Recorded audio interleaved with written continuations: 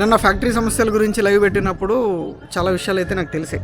So చాలా విషయాలు నేను కూడా డిస్కస్ చేశాను. ఎవరెవరైతే లైవ్లోకి వచ్చి కామెంట్స్ పెట్టారో వాళ్ళందరికీ థ్యాంక్సే చెప్పాలి. ఎందుకంటే ఈ రోజుల్లో ప్రజా సమస్యలు అనగానే పారిపోతారు అందరూ, ఎవరు వచ్చి సపోర్ట్ చేయరు.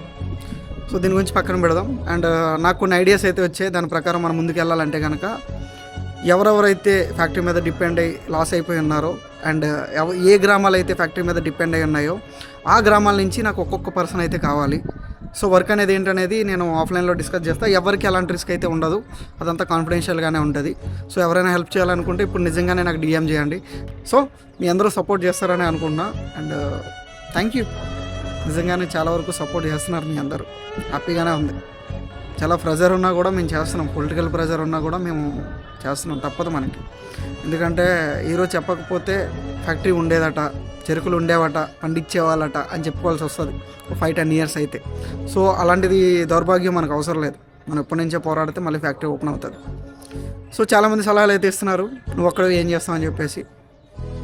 వాళ్ళకి తెలీదు నేను పెరిచే ఒక్కొక్క ఇటుకు రేపు పొద్దున్న ఒక గోడ కూర్చుంటుందని. సో దాన్ని నేను నిజం చేయాలనుకున్నా. అందుకే ఇప్పుడైతే సపోర్ట్ అడుగుతున్నా. ఎవరైనా సపోర్ట్ చేయాలనుకుంటే కనుక డిఎం చేయండి, డీటెయిల్స్తో సహా. ఒకసారి మనం మాట్లాడతాం.